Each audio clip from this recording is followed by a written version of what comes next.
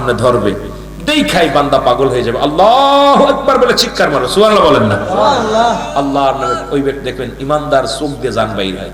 ইমানদার যারা এদের বেশিরভাগ চোখ দিয়ে রূহ আজরাইল ঢোকে, কারণ ও যখন আল্লাহর নামটা দেখে তখন চোখ দুটো বড় করে দেয়, সুবহানাল্লাহ বলেন না? ও পাগল হয়ে যায় আল্লাহর জন্য, এইভাবে তাকায় থাকে। তাহলে এইভাবে দেখবেন একটা মুসলমানের দেখবেন ইমানদারের মৃত্যু হয় কোন ভাবে? এই ভাব থেকে, লা ইলাহা ইল্লাল্লাহু মুহাম্মাদুর রাসূলুল্লাহ সাল্লাল্লাহু আলাইহি ওয়াসাল্লাম, জোরে বলেন সুবহানাল্লাহ। ইমানদার দেখবেন প্রথম তাকাবে, মৃত্যু দেখবেন যারা মৃত্যু দেখেছেন ইমানদার যারা আল্লাহ ওয়ালা, আপনি বুঝবেন যে ইমানদার এই ব্যক্তি বান্দা ভালো ব্যক্তি, ওর মৃত্যুটা হবে সহজ, এমন মৃত্যু হবে সে প্রথম টান এইভাবে টানটা দিবে, চোখটা তাকাবে, এইভাবে একটা রুহুর ভিতর টান আসবে, সমস্ত অঙ্গ প্রত্যঙ্গ যখন শুকায় যাবে তখন এই ভিতরে রুহুটা চলে আসবে, তখন ওই এইভাবে একটা খেসন দিবে, দিলে চাইবে উপর মোচাইবে, দেখবেন আপনি চাই দেখতে, তখন চিন্তা করবেন আমার সবাই দেখতেছে। এরপরে বাম দিক থেকে এইভাবে, বাম দিক থেকে এইভাবে চোখটা এরকম ঘুরাবে, দেখবেন এইভাবে মাথা ঘুরাতে পারে না, চোখটা ঘুরায়, কারণ তার সমস্ত অঙ্গ প্রত্যঙ্গ পড়ে গেছে, তখন সে চোখের মনিটা এবলা ইলাইল্লাহু মুহাম্মাদুর রাসূলুল্লাহ ঢোক হইবে। এই যে ইমানদারের রুহুটা আদর আলাইহিস সালাম প্রবেশ করে চোখ দিয়ে বেশিরভাগ, জোরে বলেন সুবহানাল্লাহ, আরো জোরে অনুকূতি। আর হুজুর ওইটা কি পড়তে পারে রে? ওরালে ইমানদারের সামনে ওইগুলো সব পানির মতো হয়ে যাবে, কথা বুঝছেন? পানির মতো হয়ে যাবে। ইমানদার বাংলায় কি কোরআন নাজিল হয়েছে? কথা কইতে নেই, কোরআন নাজিল হয়েছে আরবি ভাষায়, আরবি তা আমরা বাঙালিরা বুঝি কেমনে, সৌদিরা বুঝবো, কিন্তু এটা একটা বড় নিয়ামত।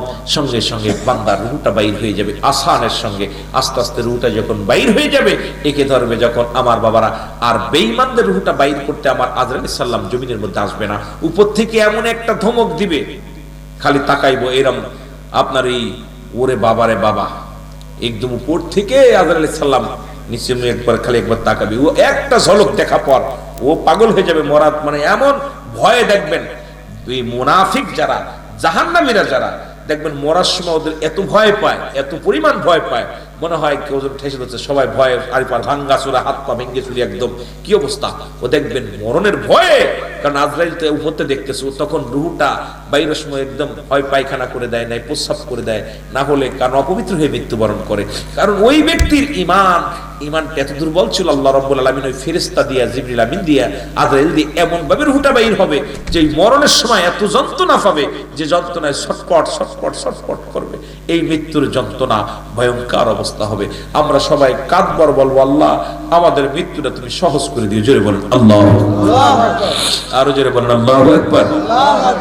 আমার ভাইরা, যে কথা বলতেছিলাম, এই মৃত্যুর পরে মানুষ যখন মারা যায় গোসল করানোর সময়, যখন আপনারা গোসল করাবেন, মায়ের চিৎকার মেরে বলবো, এলাকাবাসী শোনো, এই পূর্ব মহরকোনা শোনো, হুসাইনি যুব সংগঠনের ভাইরা তোমরা কান দিয়া শোনো, একটু আগে আমার জানটা বাইর হয়ে গেছে, বড় যন্ত্রণার মধ্যে আছি, আমারে তোমরা কি করায়ও না, আমারে গোসল দাও, তবে এত জোরে ডলা দিও না। কিতাব প্রমাণ করে মৃত্যু ব্যক্তির আওয়াজ যদি দুনিয়ার মানুষ, ওই আওয়াজ যদি দুনিয়ার মানুষ শুনতো, সব মানুষগুলো হাট পেল করে মারা যেত, জোরে বলো আল্লাহু আকবার। ওই ব্যক্তি আওয়াজ দেয়, কান্নাকাটি করে, মুসলমান কোথায় কোথায় ডলা দিবা, কোথায় সাবান লাগাইবা বলতে পারে না। মৃত্যু ব্যক্তি ধৌতকারীর হাতে যখন থাকে কিছু বলার সম্ভাবনা নাই, তারে গোসল করানো হয়। ও মুসলমান শোনো, লম্বা আলোচনা সংক্ষিপ্ত করতে হবে। তারে কি করানো হয়? কাপড়ের কাপড় পরানো হয়, ডাকতে বলে, আমার ছেলে আমার মেয়েরে, জীবনে তো সেলাইবি কাপড় পরি নাই, জীবনে তো কোনোদিন সাদা কাপড় আমি পছন্দ করি নাই, আজকে তুই আর সাদা কাপড়ের মধ্যে মোড়ায় আমারে দিলি, কেউ শুনবে না, কেউ জানবে না।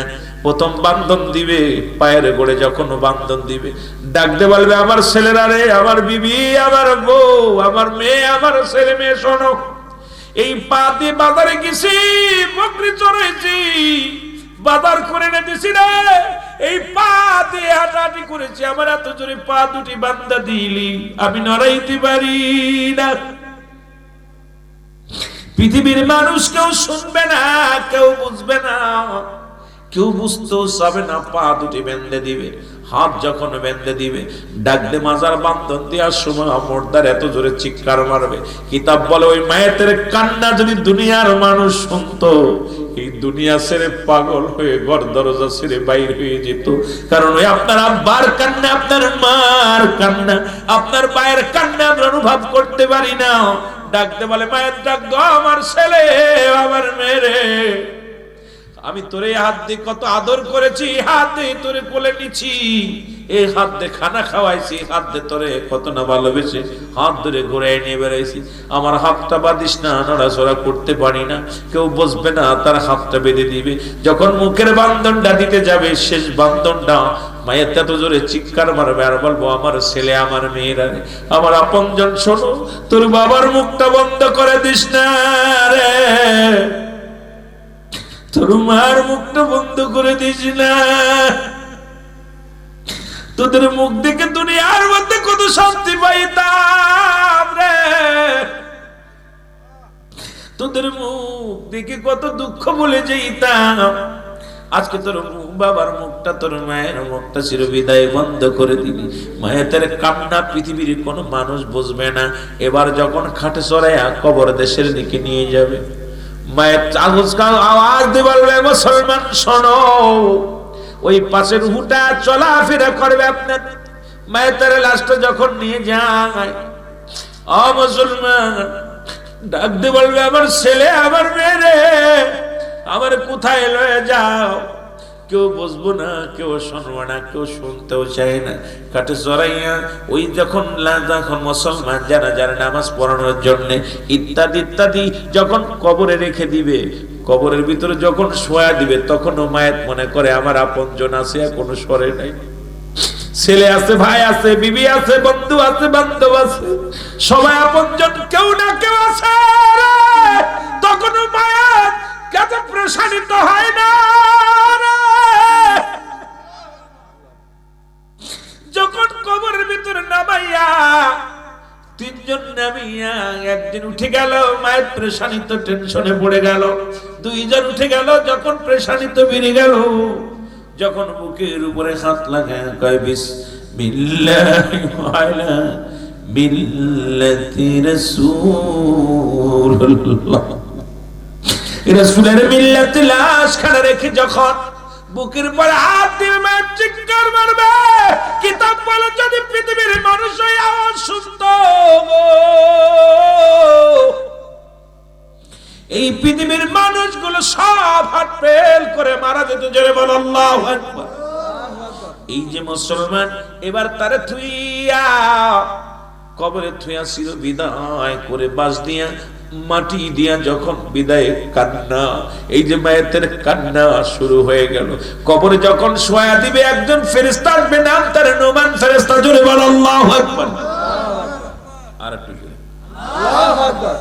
আমরা মনে করি কবরে শোয়াইলে মনকার নেকির আসে, না বাবা না, মনকার নেকির আগে একজন ফেরেশতা আসে, নাম তার নোমান ফেরেশতা। নাম কি? জোরে বলেন, নাম কি? এই নোমান ফেরেশতা কবরে আসবে, ডাক দিয়ে বলবে আব্দুর রহমান সাহেব ওঠো, এই মাহবুবুর রহমান সাহেব ওঠো গো, ইমরান হোসেন ওঠো। দুইটি কাগজ থাকবে হাতের মধ্যে, দুই টুকরা কাপড় কাগজ থাকবে হাতের মধ্যে। ডাক দিয়ে উঠায় বল, বান্দা, আল্লাহ রাব্বুল আমিন তোমাকে রূহ দিয়েছিল, সমস্ত রূহের জাগ্রতরা যখন একত্রিত করিয়া আল্লাহ বলেছে আলাস্তু বিরাব্বিকুম, সবাই বলেছিল কালু বালা, সুবহানাল্লাহ বলেন। সেদিন সব রাজ্যের সব রূহ, পৃথিবীতে যত রূহ আছে এইরকম ময়দান বানাইছিল আমার আল্লাহ। বানায়া ডাকতে কয়, সব রূহকে যখন ডাকতে বলেন আমি কি তোমাদের রব, আমি কি তোমাদের প্রভু, আমি কি তোমাদের মালিক দাতা, আমি কি তোমাদের রিজিক দাতা, সব রূহ নীরবতা পালন করেছিল। আমার আল্লাহ তিনবার উচ্চারণ করেছে, বলেছে এ বান্দা হও। সমস্ত রূহের জগৎকে বলেছিল আলাস্তু বিরাব্বিকুম, আমি কি তোমাদের রব কিনা, আমি কি তোমাদের প্রভু নয়, আমি কি তোমাদের সৃষ্টিকর্তা নয়, আমি কি তোমাদের মালিক নয়। সব রূহ মাথা নত করে বলেছিলেন আল্লাহ সব কিছুর মালিক আপনি কালুবালা। স্বীকার করলাম আপনি আমাদের আইনদাতা, বিচারদাতা, আপনি আমাদের সব কর্নেওয়ালা, সব জাননেওয়ালা, আপনি আমার রব। জোরে জোরে চিল্লায় বলা যাবে না মারহাবা। এই রুহের জগৎটা ঠিক এইভাবে ছিল। লক্ষ কোটি কোটি রুহু একদিনে সৃষ্টি। যত রুহু পৃথিবীর মধ্যে আছে সব একদিনে সৃষ্টি। সুবহানাল্লাহ বলেন না? ওনারও যত বয়স আমারও তত বয়স, মুরব্বীর যত বয়স আমারও তত বয়স, এনারও যত বয়স আমারও তত। এই জন্য এমনকি ফোলাফান বেশি ফাকনা ফাকনা কথা হইতে নেই। দুনিয়া শেষ হচ্ছে, রুহের বয়স সমান। রুহের বয়স কথা কয় না কেন? কথা বোঝেননি? রুহের বয়স সমস্ত রুহুকে কলমা কবুল পড়াইছে কে? আল্লাহ। মালিক স্বীকার করছে যখন, তখন ছাড়ছে দুনিয়ার মধ্যে, স্বীকার করছে। আমার বাবারা, এইবার ওই নোমান ফেরেশতা কবরে ঢুইকা বলবে আল্লাহ রাব্বুল আলামিন তোমাকে রূহ দিয়েছিল, আজরাইল রূহটা বাইর করেছে, আর আমার দায়িত্ব এটা পৌঁছাই দেওয়া। এখন আমি আসছি, তুমি দুনিয়ার জিন্দেগিতে যা যা করছো এটা তোমার দেখার জন্য এই নাও, বান্দা নাও। বলবে এটা কি? কাগজটা হাতে নিবে, দেখবে তোমার 70 বছরের জিন্দেগি, কত রাকাত নামাজ পড়ছো, কতবার কোরআন তেলাওয়াত করছো, কতজনকে সালাম দিছো, কত জায়গা ভালো কাজ করছো, কত উন্নয়ন কাজ করছো, কত নেকির কাজ করছো, সব লেখা। বান্দা পায়া বড় আনন্দিত হবে। দেখবেন পরীক্ষার খাতা পাইলে আর যখন কোশ্চেন পায়, যে ছেলে লেখাপড়া করে যায় কোশ্চেনটা পায়া আনন্দে সুমা মারে। সুবহানাল্লাহ বলেন না? কারণ যখন তার পড়ালেখা যা করছে সব আইসের ভিতর, ওর ভিতরটা স্পিরিট আনন্দ বেড়ে যায়। আরে আমি যা পড়েছি সবই আইছে। কথা কন না, কথা কন না। আর যেটা পড়া পারে না, খালি কলম কামড়ার, কি এটা কি রে, কি রে, কি লেখো, যেরকম ঠিক কিনা? কিন্তু ইমানদার আমার বাবারা, এইবার কাগজ পেয়ে বল বান্দারে, এই দেখো দুনিয়ার তোমার জিন্দেগি, 60 বছরের জিন্দেগি যা যা করছো নাও, নিবে কো এটা লিখে দাও। আল্লাহর কসম, আপনার আমার আমল নামা নিজেরটা নিজে লেখা লাগবে। আমরা মনে করি কেরামন কাতিবিন লিখতেছে, নো, এটা সুরক্ষিত রাখছে, গুছায় রাখছে। এটা আপনারটা, আপনার যার যারটা তার লেখা লাগবে। আল্লাহু আকবার বলেন। মনকার মুসলমান শুনে নাও, নোমান ফেরেশতা ডাকতে বল বান্দা এই নাও লেখো। বলে আমি লিখবো কেমনে, আমার তো কলম নাই। কলম কই? বলে কলম হলো তোমার ডান হাতের শাহাদাত আঙ্গুল মুবারক। সুবহানাল্লাহ। ডান হাতের শাহাদাত আঙ্গুল মুবারক। বান্দা বলবে আমি কলম পাইলাম, কলমের কালি নাই। কলম পাইলাম। আমার অনেক সুন্নিরা এই হাতের মধ্যে আঙ্গুলে সুন লাগান, আমি কসম করে বলি আঙ্গুলের মর্যাদা জানো? এই আঙ্গুলের ভিতরে খবরদার সুন লাগাবা না বাবা, এই আঙ্গুলটার বড় দাম। এই আঙ্গুল দিয়ে রাহমাতুল লিল আলামিন চন্দ্রকে দিয়ে খণ্ডিত করেছিল। এই আঙ্গুল দিয়া কবরের ভিতরে যার যার আমল নামা লেখা লাগবে রে মুসলমান। এই জন্য আঙ্গুলটার মর্যাদা বজায় রাখবেন, এটা অসম্মান করবেন না। এটা সুনখা আঙ্গুল নয়, এটা আপনার আমল লেখা আঙ্গুল। জোরে বলেন ঠিক কিনা? অনেক আলেমরা দিয়ে সুন খায়। আরে বিয়াক্কল, তুই হাতের আঙ্গুলের মর্যাদা জানিস, তুই কিসের ওয়াজ করবি? কিসের বক্তা? কিসের তো ইমাম?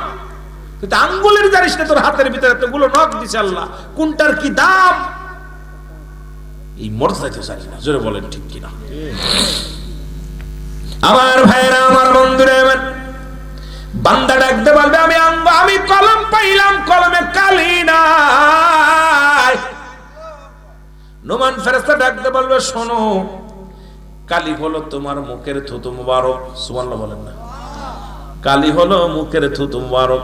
এই মুখ দিয়ে গাঁজা খাওয়া যাবে না, মদ খাওয়া যাবে না, এই মুখ দিয়ে কাউকে গালি দেওয়া যাবে না।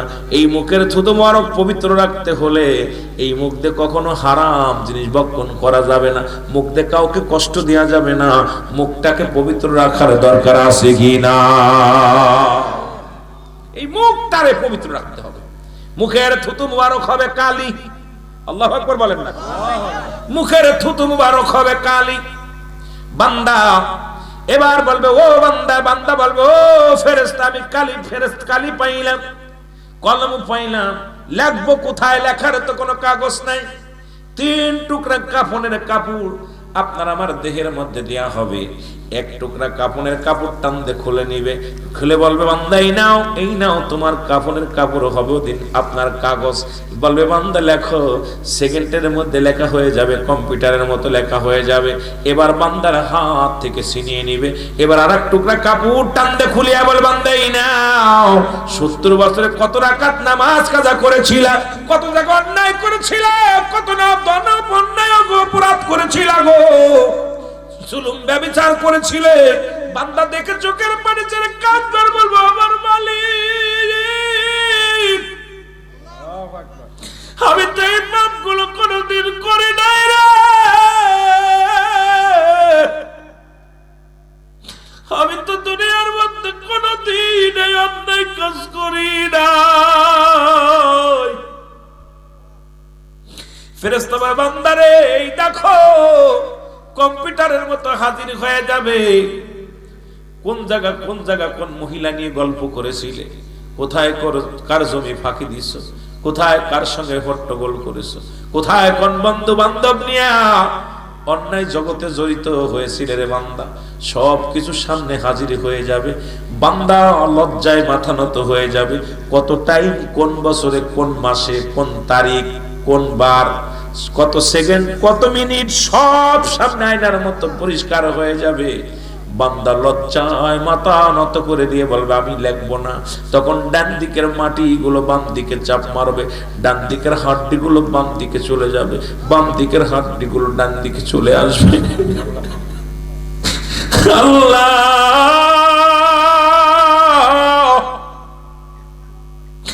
উপর থেকে মাটি চাপ দিবে, নিচের দিকে চলে যাবে রে। ওই বান্দার ওই ডান দিকের হাড় বাম দিকের হাড্ডিগুলো ডান দিকে চলে যাবে রে। বান্দা যখন লিখতে চাইবেন এক একটা গম্বুজ দিয়া বাড়ি মারবে, হাজার হাজার গজ মাটির নিচেই চলে যাবে। আবার তার উত্তোলন করা হবে, এক একটা আঘাত করবে আর এক একটা চিৎকার মারবে। ওই চিৎকারের আওয়াজ যদি দুনিয়ার মধ্যে শুনতো, এই দুনিয়া সব গায়েব হয়ে যেত। একমাত্র মানুষ এবং দানব বুঝতে পারে না, আর সব প্রাণী কবরে আযাব বুঝতে পারে। বাবা আপনার বাবার কবরে আযাব হয়, আপনি বিশ্বাস না করেন, বাড়ি যাবেন, বাড়ি যায় একটা গরু বানবেন, বাবার কবরের পাশে, দাদার কবরের পাশে গরুটা বেঁধে সুন্দর খাবার দিবেন। ওই খাবারটা দিয়া একটু আড়ালে দাঁড়ায় দেখবেন ওই গরুটা চারিদিকে রশি ছিঁড়াছিঁড়ি করে, টানাটানি করে, চোখ দিয়ে দরদর করে পানি ছেড়ে দিবে, খানা খাবে আর টালুমালু তাকাইবে। কারণ পৃথিবীর সব প্রাণী বুঝতে পারে কবরের আযাব, একমাত্র মানুষ আর দানবকে আল্লাহ বুঝতে দেয় নাই। ওই কবরে আযাব হবে, এর মধ্যে কোনো সন্দেহ নাই। বান্দারে এই রকম লেখায়া যখন ভালো মন্দ হবে রে মুসলমান, 12 আমলটা যদি হয় তার গলার ভিতরে লটকা দিয়ে বলবেন বান্দা আমি গুড বাই, বিদায়, আর দেখা হবে না। বান্দা 40 বছর 80 বছর জিন্দেগি তুমি পাইয়া জীবনে গুনার রাজ্যে তুমি ছিলাও। এ বান্দা জাহান্নাম একটু আগ পরে আসবে, মুনকার নেকির ফেরেশতা আসবে কবরে, তোমারে ফয়সালা দিয়ে দিবে তুমি জান্নাতি না জাহান্নামী। জোরে জোরে চিল্লায়া বলা যাবে না আল্লাহু আকবার। এই জন্য আমি প্রায়টা মাহফিলের মধ্যে বলি বান্দা তুমি কার জন্য ঘুষ খাও, কার জন্য সুদ খাও, কার জন্য তুমি অন্যায় করো গো, কার জন্য তুমি সম্পদ বাড়াইলা। এই দুনিয়ার সম্পদ খাবে লোকে, তোমার দেহ খাবে পোকে, এই বডি খাবে পোকে আর সম্পদ খাবে লোকে।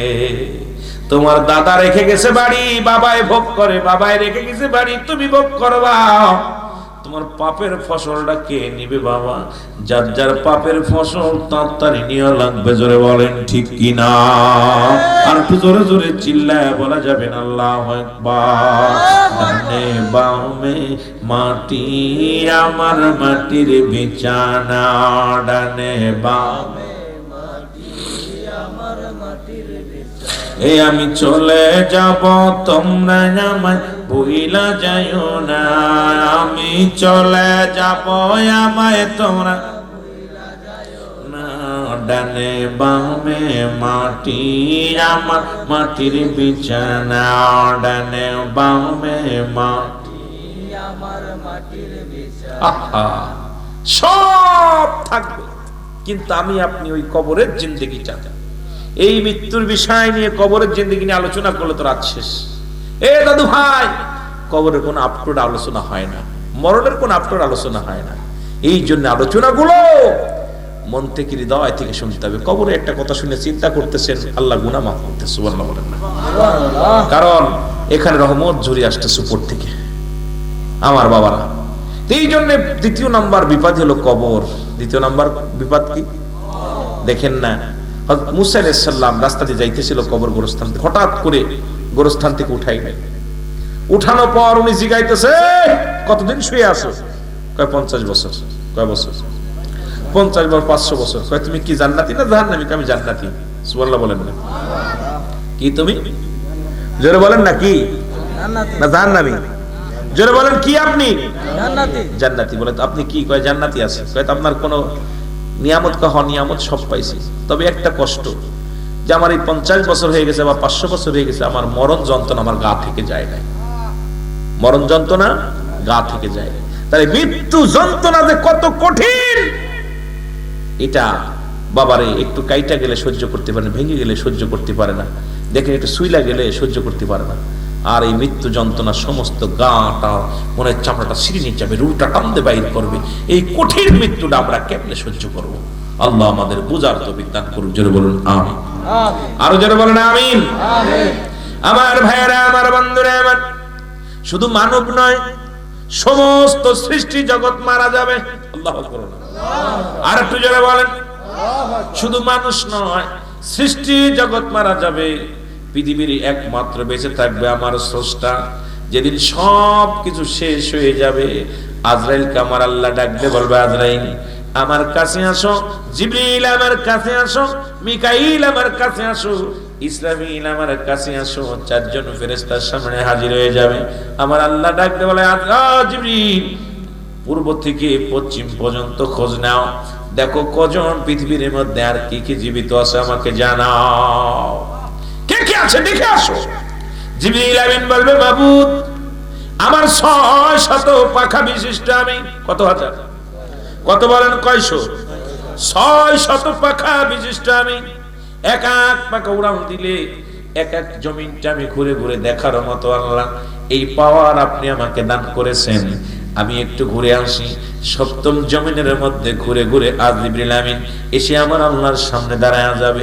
আল্লাহ বলবে জিবরিল রে কি দেখে আসলে আর কতগুলো বাদ আছে কি কি বাদ আছে বলো বলবে আল্লাহ গো আসমান জমিনের মধ্যে আর কিছু নাই শুধু জমিনটা খাড়া আছে আসমানটা খাড়া আছে গো আল্লাহ আর এই সাততলা জমিনের মধ্যে এখন জিন্দা মোট 5 জন তার মধ্যে আপনি একজন আমরা 4 জন আল্লাহ বলেন ও জিবরিল শোনো তুমি হলে আমার সৃষ্টি আমি হলাম স্রষ্টা সুতরাং আমার মৃত্যু নাই তোমাদের মৃত্যু আছে সুতরাং শোনো যেহেতু আর পৃথিবীর কোনো কীট পতঙ্গ নেই কোনো কিছু আর বেঁচে নাই জোরে বল আল্লাহু আকবার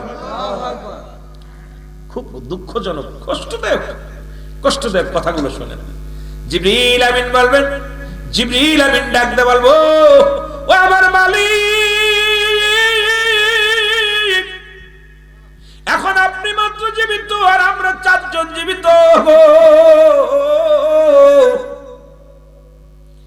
আল্লাহ বলে জিবরিল রে যে তোর কোন দায়িত্ব তোমার নাই আর কোথাও যা লাগবে না সুতরাং আজরাইল কই আজরাইল সামনে হাজির আজরাইল রে আমার জিবরাইলের দায়িত্ব শেষ আমার জিবরিল আমিন লাগবে না তাড়াতাড়ি রুহটা বাইর করো আর দেরি হচ্ছে না এবার জিবরিল আমিনের সামনে আজরাইল আলাইহিস সালাম হাজির হয়ে যাবে আজরাইলকে দেখে জিবরিল আমিন থরথর করে কাঁপন শুরু করে দিবে আরে মানুষ তো কত দূরের কথা ফেরেশতারা পর্যন্ত কাঁপে মরণের ভয়ে কাঁপে রে মুসলমান ডাকতে বলবে আজরাইল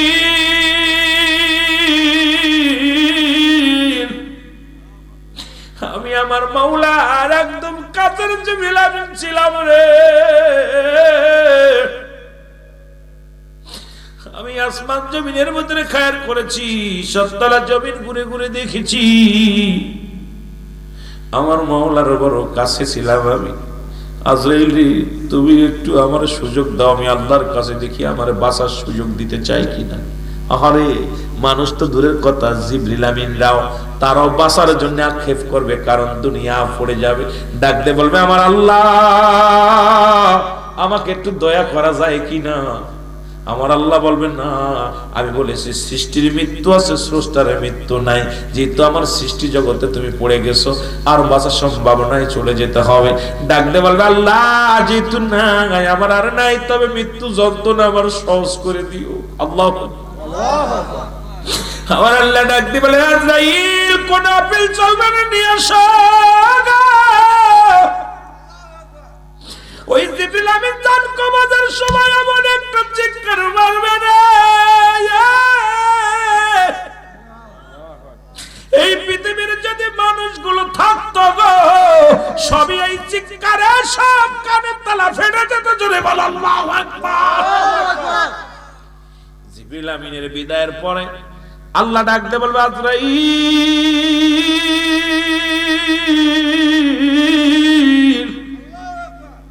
আল্লাহ শেষ, যাও, চলে যাও, চলে যাও, মিকাইলের কাছে চলে যাও।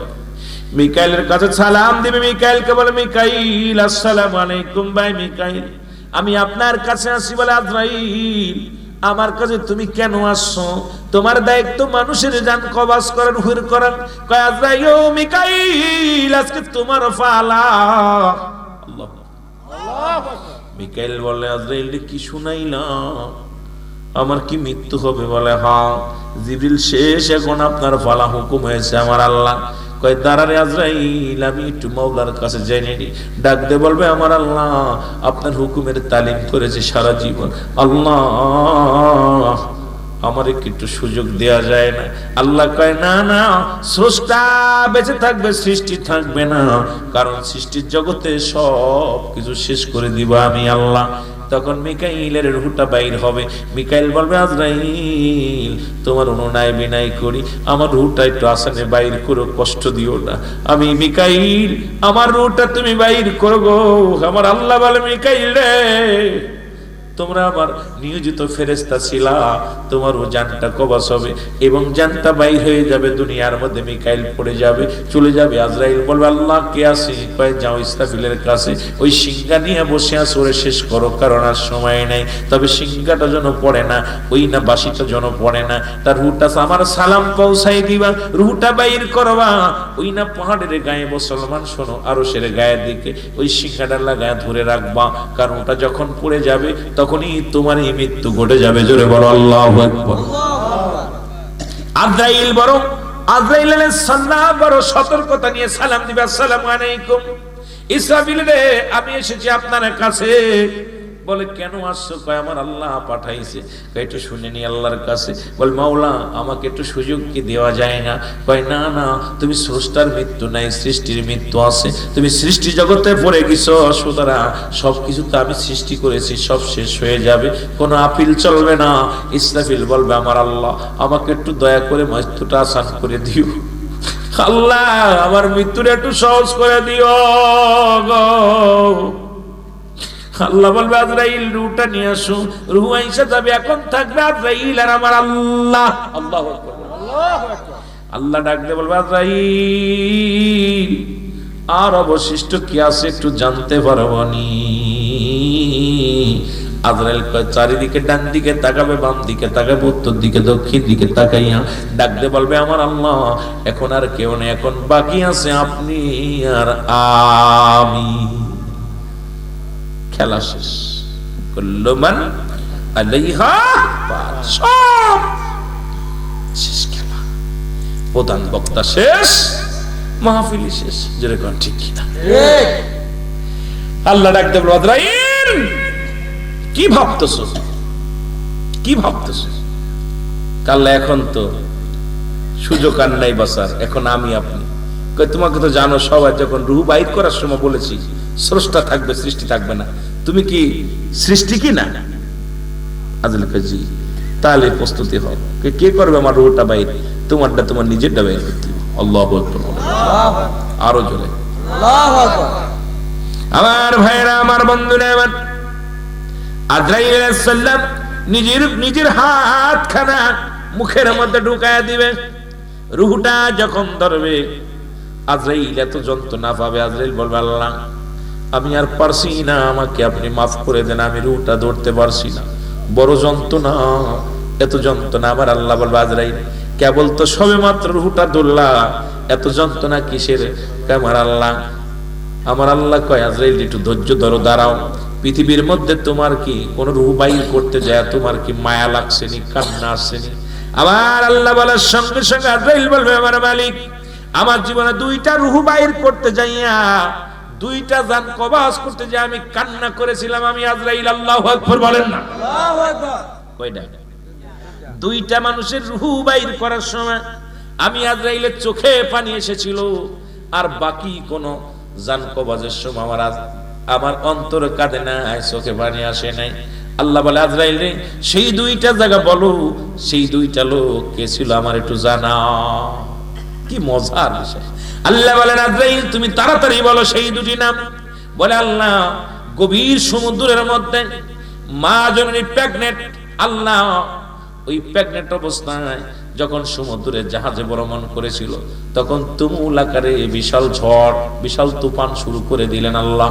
ওর ভিতরে জাহাজটা লন্ডভন্ড হয়ে গেল, সবাই জাহাজের সবাই মারা গেল। মা জননী একটা সন্তান ডেলিভারি হলো। ওই মাকে আপনি যখন জানটা নিয়ে আসতে বলেছিলেন, হুকুম দিছিলেন, তখন আমি যখন ওর মায়ের রুহটা ধরেছিলাম দেখি একটা সন্তান ডেলিভারি হয়েছে। তখন ওই তক্তার উপরে একটা, ওই জাহাজের একটা তক্তার উপরে ওই মায়ের শিশুটা রেখে দিয়েছিলাম রে আল্লাহ। সেদিন আমি চোখের পানি ধরে রাখতে পারি না আল্লাহ। আল্লাহ তুমি এমন সময় জানটা নিতে বললে, এই পানির ভিতরে সবাইকে তুমি শেষ করে দিলে, মাকেও তুমি শেষ করে দিলা, সন্তানটাকে জীবিত রাখতে বললাম। আমি ওই সন্তানের হাত ধরে তক্তার উপরে বসাই রেখেছিলাম আল্লাহ। আল্লাহ ওদিন আমি চোখের পানি ধরে রাখতে পারি নাই। এই অবশ শিশুর কি হবে? পানির উপরে, পর্দায়, নদীর উপরে এই শিশুটার কি উপায় হবে আল্লাহ? ওদিন আমি কেঁদেছিলাম। আমার আল্লাহ কয় তারপরে কোন দিন তুমি বলো? আল্লাহ সাদ্দাত বাদশা কত সুন্দর ভাবে জান্নাত বানাইলো, জোরে বলো আল্লাহু আকবার। ও জান্নাত বানাইয়া, অসংখ্য সাদ্দাত বানাইয়া জান্নাতের চারিদিকে ঘুরায় রেখেছিল। আমি যখন আজরাইল জান কবাজ করতে গিয়েছিলাম আসল সাদ্দাতরে খুঁজে পাইলাম না। আল্লাহ দেখি যে ডান দিকে সাদ্দাত, বাম দিকে সাদ্দাত, সামনে সাদ্দাত, পিছনে সাদ্দাত। তখন আমি বড় আশ্চর্য হয়ে গেছিলাম। তখন আপনি আমাকে বলেছিলেন আমার আজরাইল শোনো, আসল সাদ্দাত যখন সময় গনিয়ে আসবে সঙ্গে সঙ্গে ধরা পড়ে যাবে। ইয়া রব্বুল আলামিন, আমি যখন সাদ্দাতকে চিনতে পারলাম, ওই সাদ্দাতের পিছন থেকে হাত দিয়ে যখন ধরেছিলাম, ওই সাদ্দাত আমার অনুনয় বিনয় করে বলেছিল আজরাইল আমাকে একটা সুযোগ দাও, আমি শুধু জান্নাতের মধ্যে ঘুরে আসব। একটা পা দরজার মধ্যে লাগাইয়া এত অনুনয় বিনয় করে কান্না করেছিল সাদ্দাত। আমার আল্লাহ সেদিন ওর কান্নায় আমি, মায়া কান্নায় আমি পড়ে গেছিলাম। ওর কান্না দেখে আমি সহ্য করতে পারিনি আল্লাহ। ওদিন আমার চোখেও পানি এসে গেছিল। জোরে জোরে বলো আল্লাহু আকবার।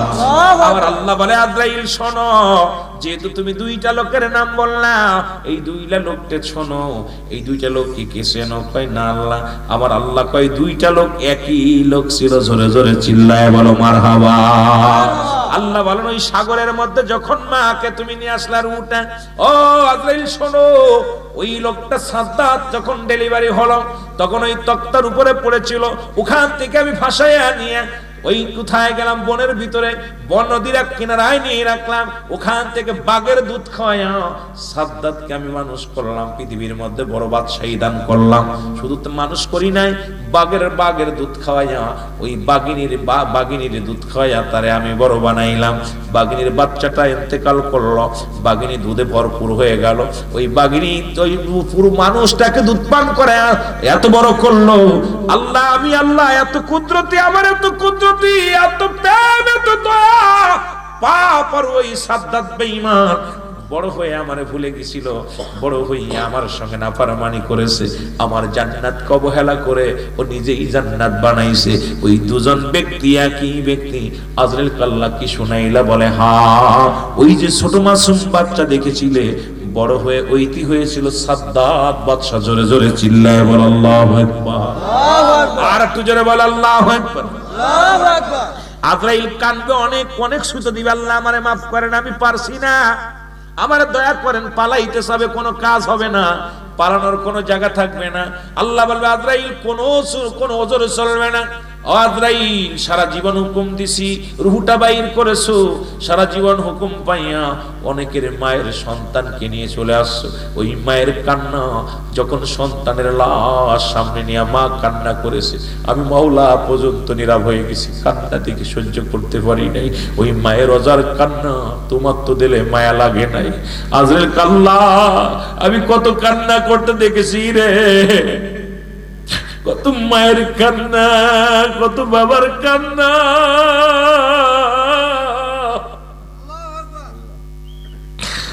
আমার জীবনে দেখেছি মাওলা, রুহটা বাইর করা তো যন্ত্রণা, আমি আজরাইল সহ্য করতে পারছি না রে মাওলা। আমার আল্লাহ বলবে আজরাইল কোনো আফিল চলবে না, রুহটা দিয়ে দাও। নিজের রুহটা নিজে যখন বাইর করবে, এক একটা টান দিবে আর শিক্ষার করবে, বলবে মাওলা গো, রুহটা বাইর করে এত যন্ত্রণা, মরণ এত যন্ত্রণা, আগে যদি জানতাম পৃথিবীর মধ্যে এই দায়িত্ব আমি কোনোদিন নিতাম না। আমার ভাইরা, আমার বন্ধুরা, আজরাইল যখন শেষ হয়ে যাবে, সঙ্গে সঙ্গে কিয়ামত শুরু। কিয়ামত শেষ, মুসলমান সব কিছু শেষ হয়ে যাবে। আমার আল্লাহ হবে কাজী। বলতেছিলাম দ্বিতীয় বিপদ হলো মানুষের, তৃতীয় বিপদ হলো মুসলমানের হাসরের ময়দান। জোরে বল আল্লাহু আকবার। এই মানুষগুলো উঠে দাঁড়াইবে, মানুষগুলো সবাই দৌড়াইয়া যাবে। আরশ মহল্লার মালিক তখন দাঁড়াইয়া যাবে কুরসির মধ্যে, বিচার হবে, বিচার করে জান্নাত জাহান্নাম দিবে। ও মুসলমান, যারা যারা বিচার হবে কিয়ামতের ময়দানে, ওদিন যদি আমার আল্লাহ একটু দয়া না করে, কখনো জান্নাত পাওয়ার সম্ভাবনা নয়। তবে বান্দার উপরে অনুকরুণা করবে আমার আল্লাহ, দয়া করবে আমার আল্লাহ। যাওয়া পুরন্ত মুসলমান শোনো, তেলের কান্ডা লাগা শোনো, এ দুনিয়ার মুসলমান শোনো, বান্দাগুলো নাজাত পেয়ে যাবে, বান্দা নাজাত পেয়ে যাবে, জাহান্নাম চলে আসবে। জাহান্নামের ও মুসলমান, জাহান্নাম ধরে ধরে গিরাজ করে ফেলবে মানুষগুলো। ওই জাহান্নামের গায়ের উপরে দিয়ে জান্নাতি সেতু থাকবে, মানুষগুলো হেঁটে হেঁটে দৌড়ায় যাবে। ফুলসিরাতের মধ্যে ইমানদারা দৌড়ায় চলে যাবে, বেঈমানগুলো কেটে কেটে ওর মধ্যে পড়ে যাবে। চিকুন হবে, ফুলসিরাতের রাস্তা হবে চুলের মতো চিকুন, ধারালো হবে হীরার চাইতে ধারালো। মুসলমান শুনে নাও, এই মুসলমান শোনো, ওই 700 বছর বা 70 বছর বা 500 বছরের রাস্তা কেউ মিনিটের মধ্যে, সেকেন্ডের মধ্যে পার হয়ে যাবে, কেউ চোখের পলকে পার হয়ে যাবে, আর কেউ কেটে কেটে জমিনের মধ্যে পড়ে যাবে। মুসলমান শোনে, একটা আমলের জন্য সেদিন দৌড়াবে। মুসলমান শোনো, দিলের কান্ডা লাগা শোনো, ওদের রহমতের নবী 3টা সিজদা মারবে। জোরে বলো আল্লাহু আকবার। আসরের ময়দানে আমার নবীজি 3টা সিজদা মারবে। প্রথম সিজদার মধ্যে পড়ে কাঁদবে। আমার আল্লাহ বলবে হাবিব, আপনি কেন সিজদার মধ্যে পড়লেন? আমার আল্লাহর নবী ডাক দিয়ে বলবে আমার মাবুদ, আমি যেদিকে তাকাই আমি দেখি অসংখ্য অসংখ্য উম্মতিরা জাহান্নামে চলে যায়। আমি আপনার কাছে দয়া ভিক্ষা চাই, আমার উম্মতিরা জাহান্নামে পড়বে। আমি মাবুদ, আমি সইতে পারবো না, আমি রাসূল সহ্য করতে পারবো না। আমার নবী বলবে, আল্লাহ বলবেন হাবিব রে, তুমি মাথা তোলো, তোমার উম্মতের আমি ক্ষমা করে দিব। তোমার উম্মত যদি তোমারে চিনতে পারে গো, নবীরে যারা চিনবে, নবী আসি বলবেন হাজার রাসূল, আমি কি তোমাদের নবী নয়? হাসরের ময়দানে যারা নবীকে চিনবে তারা বিচারের ময়দানে জান্নাতি হয়ে যাবে। বাবারে, চিনা লাগবে, সেই প্রেম থাকার দরকার আছে কিনা? জোরে জোরে চিল্লায় বলা যাবে না আল্লাহু আকবার। আমার ভাইরা, আমার বন্ধুরা, যে কথাগুলো বলতেছিল লক্ষ্য করে শোনেন। এবার নবীজি বলবেন আমার মাবুদ, আমার উম্মতের আপনি মাফ করে দেন। আমার আল্লাহ বলবেন হাবিব রে, আপনি উঠেন, মাথা তোলেন, আপনি তাকাইবেন, আপনার দৃষ্টি শক্তি যত দূর পর্যন্ত যায়, আমি কথা দিলাম সমস্ত উম্মতের আমি নাজাত দিয়ে দিব। আমার নবী মাথা তুলে ডান দিকে, বাম দিকে, উত্তর পশ্চিম সব দিকে তাকাবে। রাসূলুল্লাহর দৃষ্টি শক্তি যত দূর পর্যন্ত যাবে সবাইকে আমার আল্লাহ মাফ করে দিবে। জোরে বলেন সুবহানাল্লাহ। এখন নবীর ওই দৃষ্টির মধ্যে কারা পড়বে? ইমানদার পড়বে না বেঈমান পড়বে? কথা বলেন, কারা পড়বে? নবীর প্রেমিক যারা, এই নবীর প্রেমিক যারা, তাদের দৃষ্টি পড়ে যাবে রাসূলুল্লাহর দিকে। আর নবীজির চেহারা মোবারক যারা দেখবে, সঙ্গে সঙ্গে আমার আল্লাহ নাজাত দিয়ে দিবে। আবার দ্বিতীয় সিজদার মধ্যে পড়ে যাবে।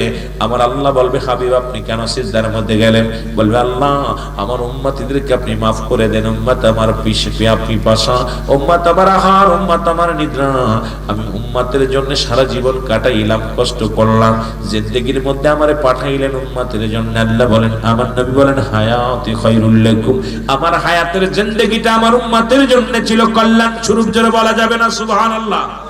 আর একটু জোরে বলো আল্লাহু আকবার। ইয়া মাবুদ মাওলা, আমাকে একটু সুযোগ দেন। আমার আল্লাহ বলবে, তোমাকে দিলাম, সুযোগ দিয়ে দিলাম। এবার মুসলমান আবার উঠে দাঁড়াইবে, আবার ওই রকম চারিদিকে দৃষ্টিশক্তি করবে। রাসূলুল্লাহর দৃষ্টিশক্তি যতদূর পর্যন্ত যাবে, সবাইকে আল্লাহ মাফ করে দিবে, আর সবাই নবীকে চিনতে পাবে। জোরে বলা যাবে না সুবহানাল্লাহ? আবার নবী সিজদার মধ্যে পড়ে যাবে। তৃতীয় সিজদার মধ্যে পড়িয়া, ইয়া রাসূলুল্লাহ, ইয়া হাবিবাল্লাহ, নবী বলবেন, আমার আল্লাহ বলবেন, হাবিব রে, আবার আপনি সিজদার মধ্যে পড়ে গেলেন। জোরে বলেন আল্লাহু আকবার। আবার আপনি সিজদার মধ্যে পড়ে গেলেন। আবার নবী বলবেন, আল্লাহ একই নিয়ম। আবার একই নিয়ম যখন নবীজির পরে মুসলমান বাকি একটা অংশ থাকবে, আমার আল্লাহ বলবে, হাবিব রে আর হবে না, এদের জন্য বানাইছি আমি জাহান্নাম, জাহান্নামে চলে যাবে। এবার জাহান্নাম এতভাবে আগুন জ্বলবে, এতভাবে পুড়বে, সব কিছু দংশন করবে, জাহান্নাম পালাইবে। হাসরের ময়দান থেকে জাহান্নাম পালানো হবে। জাহান্নামের গায়ে 70,000 রশি লাগানো থাকবে। এ মুসলমান শুনে নাও, শুনে নাও, কত হাজার? 70,000 রশি লাগানো থাকবে। এক একটা রশির মধ্যে 70,000 ফেরেশতা ধরে টানবে। কত? 70,000 ফেরেশতা ধরে টানবে। জাহান্নাম পালাইবে। আমার আল্লাহ বলবে, জাহান্নাম তুমি কেন পালাও? জাহান্নাম বলবে, আল্লাহ, জবান খুলে যাবে, বলবে, আমার আল্লাহ, আপনি আদর করে বান্দারে বানাইছেন, আজকে আপনার এত পরিমাণ বান্দা আমার জাহান্নামের মধ্যে দিয়েছেন, আমি আর ওদের কান্না সহ্য করতে পারি না, ওদের আর জ্বালাইতে পারছি না, এই ভয়ে আমি পালাচ্ছি। আমার আল্লাহ বলবে, জাহান্নাম রে, আজকে কোনো আপিল চলবে না, পালানো যাবে না। আমি তোমারে বানাইছি শুধু আমার নাফরমানি বান্দাদেরকে সাইজ করার জন্য। এই মুসলমান, ওই নাফরমানিদের জন্য আল্লাহ রাখছেন দাতুনিল কাফিরিন, ওই কাফের বেঈমান মুনাফিকদের জন্য রেখে দিলাম 7-7টা জাহান্নাম। আল্লাহু আকবার বলো। সুবহানাল্লাহ না, সুবহানাল্লাহ না। জাহান্নাম রাখছে কাদের জন্য? জোরে বলেন, কাদের জন্য? জাহান্নামীদের জন্য। আমার দাদু ভাইরা, আমরা নবীজিকে একটু সালাম জানাই। নবী সালাম,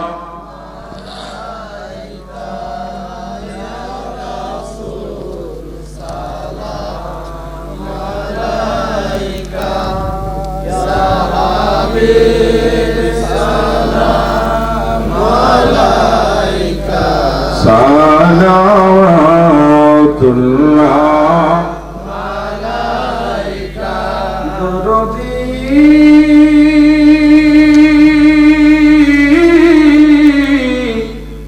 ইয়া রাসূলুল্লাহ ওয়া ইয়া হাবিবাল্লাহ।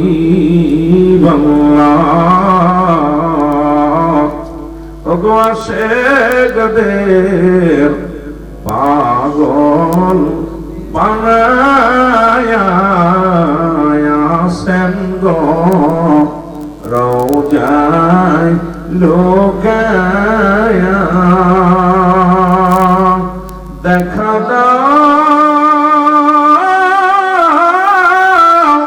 বন্ধু আমারে, ওগো দেখা দাও বন্ধু আমারে, আমি দেখিব পরানভরে নবী সালাম